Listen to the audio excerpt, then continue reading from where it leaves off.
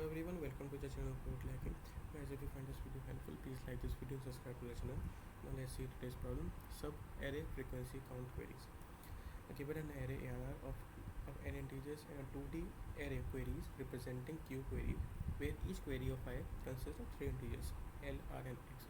For every query, determine how many times the element X appears in the array from the index L to R both inclusive. Return an integer and list of integers where the ith value represents the answer to the ith query. So in this question we are given an array of integers and queries which contains which is a list of queries where every element contains 3 integers which will be L, R and X. For L and R will be the left range and the right range, and the X will be the how many now integers are present with S how many X are present in this range.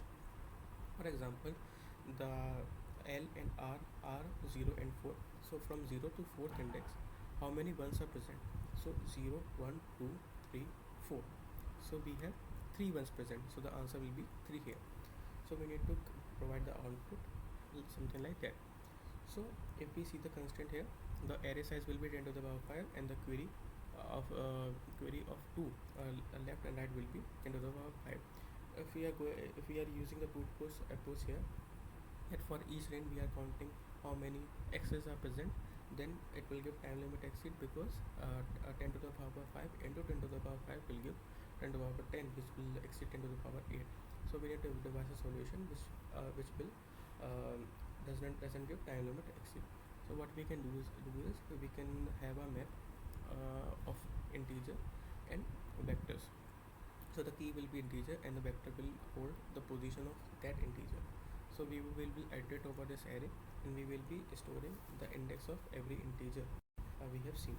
For example, for this index for the integer 1 we will push 0, 0, 1, 2, 2, 4, something like that. We will push all the indexes of this integer, and when the result will be initialized with this res.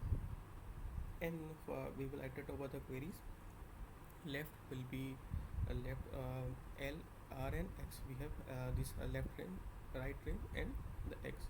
Then we will check if this the X is present in the map or not. If it is not present, it means that we have not seen this integer in the vector in the array. So we will just insert a 0 because it has 0 frequency. And the lower bound will find the first element which will be equal to greater than this in the vector, this x variable greater than this left range, the x, the left range. This is because, for example, if we have 0, 1, 2, 3 in a vector and we need to find from the index 0 to 3, so we will ignore 1 and 0. So we will start from the 2. So this will find the smallest index which will be equal to L or greater than L, and we will just subtract it from the beginning pointer. This will give the index then. So this lower bound element will implement the binary search here. So time complexity will be big of L, and this greater index by 1 we will find the upper bound here for the R. So this will provide us the integer greater than this R. For example, we have 1, 2, 3, 4 and we need to R is 3, so we will ignore this 4. So this greater by the last integer greater by 1 will give us the index of 4, because upper bound internally implements binary search and it gives the index of the iterator to the integer greater than the provided number, which will be R in that case.